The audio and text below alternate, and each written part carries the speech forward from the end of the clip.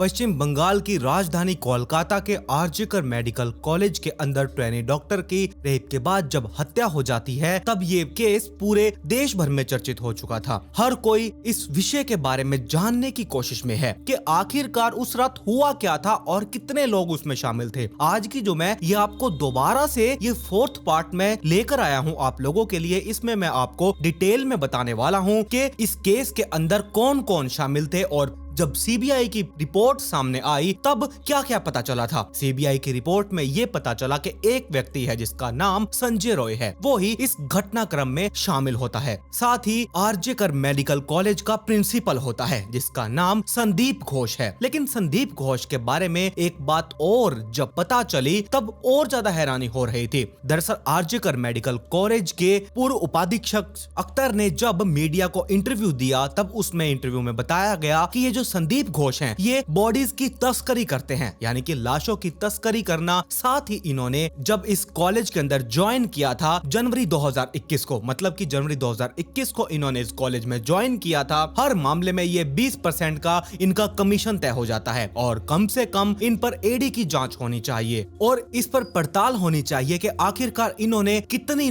गड़बड़ियां यहाँ पर की हैं। अब जैसे संदीप घोष हो या फिर संजय रॉय हो, इनके पॉलीग्राफी के टेस्ट होने हैं और इनसे ये पता करने की कोशिश की जाएगी कि आखिरकार जो इन्होंने अभी तक बयान दिए हैं इसमें कितना ये सच बोल रहे हैं या फिर कितना झूठ बोल रहे हैं। आज की इस कहानी की माध्यम से हम यही जानने की कोशिश करेंगे कि आखिरकार अब तक जो ये केस है इसमें कुछ चौंकाने वाले तथ्य सामने निकल कर आए जिसे सुनकर आप लोग भी हैरान होने वाले हैं। तो इस वीडियो को, इस स्टोरी को ढंग से पूरा समझना, पूरा जरूर देखना। मैंने पहले भी देखा है, आप लोग 2 से 3 मिनट की ही वीडियो को देखकर चलते जा रहे हैं। इसमें बहुत से ऐसे अपडेट्स हैं जो आप लोगों को मैं आज बताने वाला हूं, तो आप लोग एंड तक इस वीडियो को जरूर देखिएगा। बहुत ही मोस्ट इंपॉर्टेंट इसमें कुछ नए नए पार्ट्स निकल कर सामने आए। तो चलिए जानते हैं पूरी स्टोरी के बारे में। 9 अगस्त 2024 को जब 8 बजे के आसपास का टाइम था, पीजीटी स्टूडेंट्स को ये पता चल चुका था कि तीसरी मंजिल पर इसी कॉलेज का जो सेमिनार हॉल है वहां पर एक महिला डॉक्टर है जो ट्रेनी डॉक्टर है, उनकी लाश पड़ी हुई है। अब इस बात की सबसे पहले सूचना दी गई जो एचओडी हैं अरुणम दत्ता, साथ में जो प्रिंसिपल हैं संदीप घोष, इनको सूचना दी गई और सूचना देने के बाद अब यहाँ से प्रिंसिपल का रोल शुरू हो चुका था। प्रिंसिपल ने अपने वाइस प्रिंसिपल जो थे संजय वशिष्ठ, उनको जानकारी दी जाती है कि जितनी जल्दी हो सके आप सेमिनार हॉल में पहुंचिए। साथ ही 4 और डॉक्टर्स को यहाँ पर सूचना दी जाती है। उन 4 डॉक्टर्स में ये बताया जाता है दरअसल मेडिकल कॉलेज के एक प्रोफेसर ने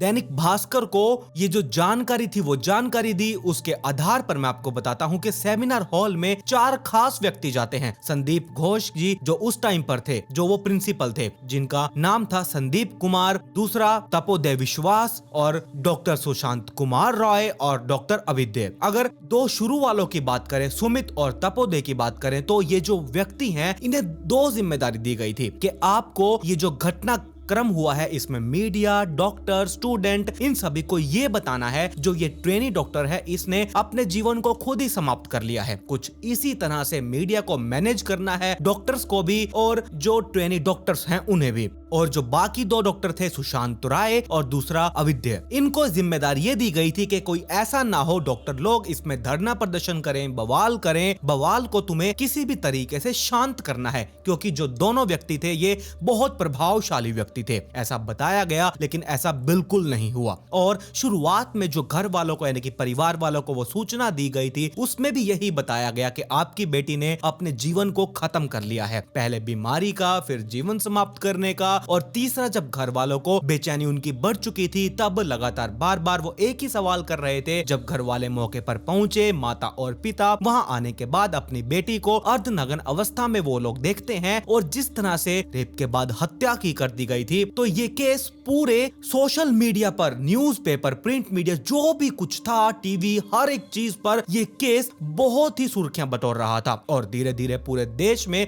ये केस फैल चुका था। दरअसल अब पुलिस वालों को इन्वेस्टिगेशन दी जाती है, पुलिस वालों के साथ साथ एसआईटी का भी गठन कर दिया जाता है। अब एसआईटी जब इस केस की इन्वेस्टिगेशन करना शुरू करती है तो सबसे पहले सीसीटीवी कैमरास को खंगाला गया, ये देखा गया कि इस जगह से कौन वहां गया है और कौन वहां से आया है। और सीसीटीवी कैमरास के आधार पर यह पता चला कि एक व्यक्ति है जिसका नाम संजय रॉय है, जो सिविक वॉलंटियर है, जो पुलिस वालों के लिए काम करता है और इसका हॉस्पिटल में आना जाना, मरीजों को देखना, उनकी जो भी बीमार वगैरह थे उन्हें ढंग से दवाई दिलवाना, भर्ती करवाना और हॉस्पिटल में कहीं भी इसे घूमने की आजादी थी। दरअसल ये सबसे ज्यादा इनके 40 मिनट के करीब ये सेमिनार हॉल के अंदर रहता है। तो पुलिस वाले यानी जो एसआईटी, उनका जो प्राइम सस्पेक्ट था वो संजय रॉय बन चुका था। और संजय रॉय को एक बात और से भी पकड़ा जाता है, जो कि लाश के पास से एक ब्लूटूथ मिला था, उस ब्लूटूथ से जब कनेक्शन करवाया गया तब ये पता चल चुका था। और ऐसे ही सिर्फ संजय रॉय को नहीं, कई और लोगों को ब्लूटूथ के रडार पर लिया गया था। जो ब्लूटूथ था वो संजय रॉय के उस फोन से कनेक्ट कर जाता है। साथ ही जब उसे पकड़ कर लाया गया तब तक उसने अपने कपड़ों को तो धो दिया था, लेकिन वो जूतों को साफ करना भूल चुका था। और बताया जाता है उसके शूज पर कुछ ब्लड के निशान पाए गए जो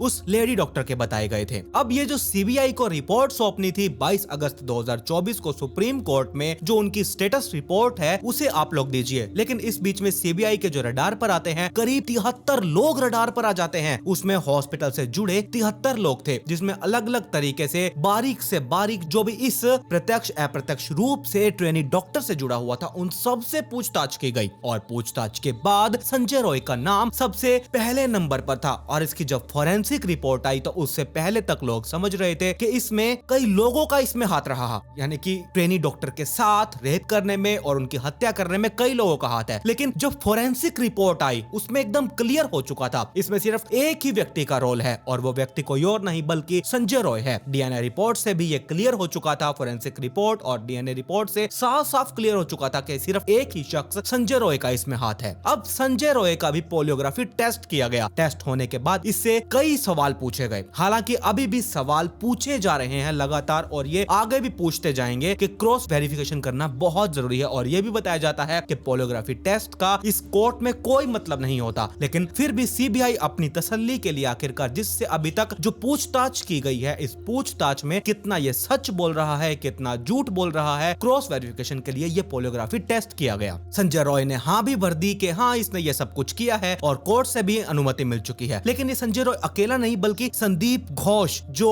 उस कॉलेज का प्रिंसिपल था, उसने ये कहते हुए अपनी नैतिक जिम्मेदारी लेता हूँ कि वो मेरी बेटी की तरह है, इसीलिए उसके साथ ये सब कुछ जो भी हुआ इस कारण मैं इस कॉलेज से इस्तीफा दे रहा हूँ। जैसे ही उसने इस घटना के बाद अपना पद से इस्तीफा दिया, 12 घंटे भी नहीं हुए थे, पश्चिम बंगाल की सरकार ने एक बार फिर से उसे किसी और बड़े कॉलेज में जो हॉस्पिटल था वहां चार्ज दे दिया गया। लेकिन जब एसआईटी जांच कर रही थी तब कहीं ना कहीं सॉफ्ट कॉर्नर था इस संदीप घोष के प्रति कि इस केस को कहीं ना कहीं उनकी मर्जी के हिसाब से ये सबूत मिटाए गए। अब ये बात 22 अगस्त 2024 को सुप्रीम कोर्ट में जब सीबीआई ने अपनी रिपोर्ट सौंपी तब इसकी लापरवाही सामने आई। जस्टिस को यह भी कहना पड़ा कि अपने 30 साल के करियर में हमने इस तरह का अभी तक कोई भी चीज नहीं देखी, जिस तरह से पुलिस वालों ने अपना कंट्रोल यहाँ दिखाया है ऐसा कंट्रोल हमने कभी नहीं देखा। क्योंकि पुलिस वालों ने कुछ खास कंट्रोल पब्लिक के ऊपर दिखाया नहीं। पब्लिक के ऊपर दिखाने से होता भी क्या, जो इस केस के ऊपर कंट्रोल था वो खो चुके थे, सारे सबूतों को तहस नहस कर दिया गया। बहुत ही गंदे तरीके से पुलिस वालों ने काम किया। अब जो संदीप घोष का रोल पाया गया उसमें एफआईआर लेट दर्ज कराना पाया गया, क्राइम सीन को खुलेआम छोड़ देना पाया गया।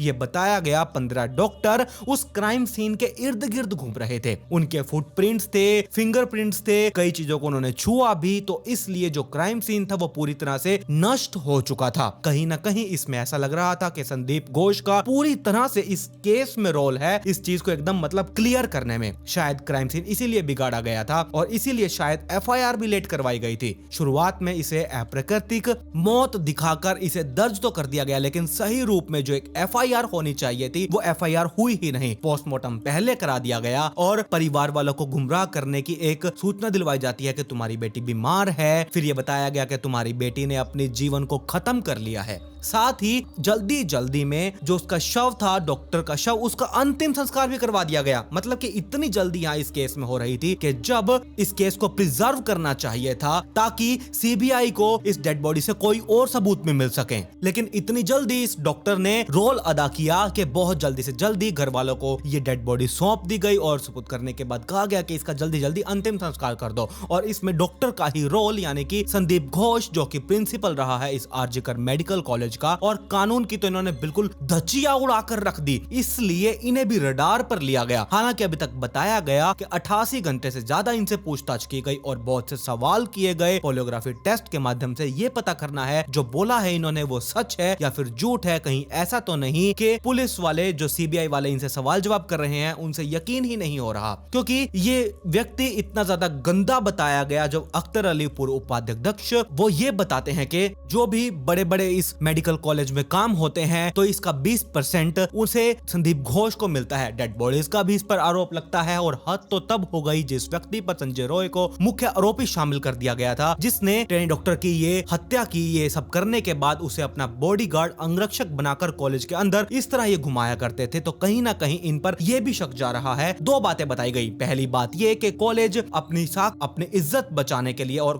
कॉलेज के साथ साथ अपनी भी इज्जत बचाने के लिए, और दूसरा जो शक बताया जा रहा है जितना इन्होंने ये रायता फैलाया था इससे ये संजय रॉय इसकी नजदीकियां थी, शायद संजय रॉय को भी बचाना था। अब सीबीआई वाले इस केस की इन्वेस्टिगेशन तो कर ही रही थी और पुलिस वाले और सीबीआई ने जो इन सीसीटीवी कैमरास को खंगाला तो उसमें कई और चीजें सामने निकल कर आई, जिसमें बताया गया कि 8 अगस्त 2024 की रात करीब 12 बजे के आसपास 3 डॉक्टर होते हैं। ट्रेनी डॉक्टर जिसकी हत्या हो चुकी है, एक और ट्रेनी डॉक्टर अरकाद और दूसरी ट्रेनी डॉक्टर सुमित्रा, इन तीनों ने बैठकर साथ में खाना खाया। 12 बजे के आसपास बताया गया कि कुछ देर के लिए ये सेमिनार हॉल में भी गए। फिर ये राउंड अप पे जाने के बाद फिर दोबारा से ये जब सेमिनार हॉल में जाती हैं ट्रेनी डॉक्टर जिसकी हत्या कर दी गई, इसके बाद यहाँ हाउस स्टाफ जो था जो 3rd फ्लोर के उसी इलाके में जिसका नाम गोला था वो भी आसपास में घूम रहा था और ये जरूरत से ज्यादा घूम रहा था, ऐसा बताया गया। पहले इससे शायद ऐसा कभी भी नहीं हुआ था, वो ऐसे ही घूम रहा था। और फिर एक और था इंटर्न करने वाला डॉक्टर, ये बताया गया कि सबसे लास्ट टाइम ट्रेनी डॉक्टर से बातचीत भी वो करता है। आखिरकार इन चारों की इन ट्रेनी डॉक्टर से क्या बातचीत हुई थी, वो क्यों वहां पर कर्मचारी जो हाउस स्टाफ था वो क्यों घूम रहा था, इन चारों को भी रडार पर लिया गया, जिसमें अर्का, सुमित्रा, गोला और सोबिद जो इंटर्नशिप कर रहा है। ये चारों लोगों को अभी भी रडार पर है, वो पूछताछ कर रहे हैं। अब 6 लोगों के नाम सामने आते हैं जिनके पॉलीग्राफी टेस्ट होने थे, जिसमें नंबर 1 संजय रॉय, दूसरा संदीप घोष जो कि प्रिंसिपल, तीसरा वो ट्रेनी डॉक्टर अर्का और चौथी सुमित्रा और एक वो व्यक्ति हाउस स्टाफ गोला जो इस सेमिनार के इर्द गिर्द घूम रहा था। सोबित जो इंटर्नशिप करने वाला वो डॉक्टर जिसकी हत्या हो गई थी उससे लास्ट बार बातचीत हुई थी। पॉलीग्राफी टेस्ट के माध्यम से ये जानने की कोशिश की जाएगी इनसे कि आखिरकार इनकी लास्ट में क्या बातचीत हुई थी। इसमें यह भी समझने की कोशिश की जाएगी जब ट्रेनी डॉक्टर के साथ खाना खाया जा रहा था उस टाइम पर इसका मिजाज कैसा था, यानी कि वो गुस्सा तो नहीं थी, चिड़चिड़ी तो नहीं थी, कहीं ऐसा तो नहीं कि वो किसी दबाव में थी, या फिर कुछ ऐसा तो नहीं था कि कोई उनका पीछा कर रहा हो। बहुत सारे सवाल हैं जो पॉलीग्राफी टेस्ट के माध्यम से ये जांच पड़ताल की जाएगी। और 22 अगस्त 2024 को जो सीबीआई है उसने अपनी स्टेटस रिपोर्ट सौंपी है। वो अभी एंड रिपोर्ट नहीं है, अभी 4 सितंबर 2024 को वो दोबारा से रिपोर्ट सौंपी जाएगी और रिपोर्ट के माध्यम से ये पता करने की कोशिश की जाएगी कि आखिरकार और इसमें क्या क्या केस बाकी है। एक छोटे से छोटे पहलू पर जांच पड़ताल तो की ही जा रही है। सीबीआई वाले इसमें किसी भी तरह की कोई लापरवाही नहीं करना चाहते। अभी तक की ये भी जांच से साफ हो चुका है कि महिला डॉक्टर का कोई गैंग रेप नहीं हुआ था, सिर्फ रेप हुआ था और रेप करने वाला एक व्यक्ति है संजय रॉय। और साथ ही उसका क्या मकसद था, क्या सोच रहा था, क्या वो पहले से इसका पीछा कर रहा था। अभी एक बात और है, ये बताया जा रहा है जितने भी सवाल उस शख्स से पूछे जा रहे हैं संजय रॉय से, वो हर सवाल का जवाब बड़े ही आसानी से दे रहा है। ऐसा नहीं कि जैसे कि कोई और जो मुजरिम होते हैं वो परेशान करते हैं, सच नहीं बोलते, पुलिस वालों को अपने पर आना पड़ता है, तो ऐसा कुछ भी नहीं है। लेकिन सीबीआई सबूत जुटाने की पूरी कोशिश कर रही है। और ये कहावत बिल्कुल सही है कि अदालत दलीलें पर बिल्कुल नहीं चलती, अदालत सिर्फ सबूतों पर चलती है। और यहाँ इस केस में भी ऐसा ही हो रहा है कि अदालत यहाँ सबूतों पर ही चल रही है, सबूतों के आधार पर ही सजा मिलेगी। अगर सीबीआई ठोस सबूत इकट्ठा नहीं कर पाई तो संजय रॉय आराम से बचकर निकल सकता है। तो इसीलिए वो जल्दबाजी नहीं करना चाहते सीबीआई, और आराम से वो इत्मीनान से एक एक सबूत जुटाकर अदालत में पेश किए जाएंगे और उसके बाद कुछ उस आरोपी को कड़ी से कड़ी सजा मिल सके, ऐसा देश को एक मैसेज भेजना बहुत जरूरी है। तो ये थी अभी पूरी कहानी जो मैंने पिछली 3 स्टोरीज में आप लोगों को नहीं बताया, जो कुछ और नया सामने निकल कर आया। जैसे कि 22 तारीख को सीबीआई ने एक रिपोर्ट सौंपी, अब 4 सितंबर को दोबारा सौंपनी है। और इस पूरे कांड में जो ये संजय रॉय था, इसके अलावा कोई और नहीं बताया गया। जो संदीप घोष है, इसने 15 डॉक्टर्स की वहां टीम भेजी क्राइम सीन पर, सारा तहस नहस कर दिया, रायता पूरा फैला दिया। अब इनसे भी पूछताछ की जा रही है। साथ में जो 4 लोग और थे जिनके मैंने आपको नाम बताए, हाउस स्टाफ, जो एक इंटर्नशिप पर डॉक्टर था, और जो ट्रेनी डॉक्टर और थी जो उसके साथ बैठकर लास्ट में खाना खाया था, उनसे भी पूछताछ की जा रही है कि वो लास्ट टाइम कैसे नर्वस थी, गुस्से में थी, या फिर वो उसको ऐसा लग रहा था कि उसका कोई पीछा कर रहा है, सैड थी, क्या चक्कर था। ये सारी चीजें अभी भी पता लगाने की कोशिशें की जा रही हैं। तो ये थी एक और अपडेट ट्रेनी डॉक्टर केस के बारे में। अब आप बताइए, आप लोगों की राय क्या है इसके बारे में, मुझे कमेंट सेक्शन में जरूर बताइएगा। और अगर आपने अभी तक नाइट फाइल्स पॉडकास्ट चैनल को सब्सक्राइब नहीं किया है तो चैनल को सब्सक्राइब कर लें, साथ में नोटिफिकेशन बेल आइकन को दबाना बिल्कुल मत भूलिएगा। मेरे इंस्टाग्राम आईडी को फॉलो कर लीजिए, आईडी स्क्रीन पर आ रही है, जल्दी से फॉलो कर लीजिए। और खैर, पिछले वीडियो का शाउट आउट नासिक कोयांग को कमेंट पिक में डोगा shout out in next video. मिलते हैं ऐसी ही एक और चौंका देने वाली इंटरेस्टिंग स्टोरी के साथ।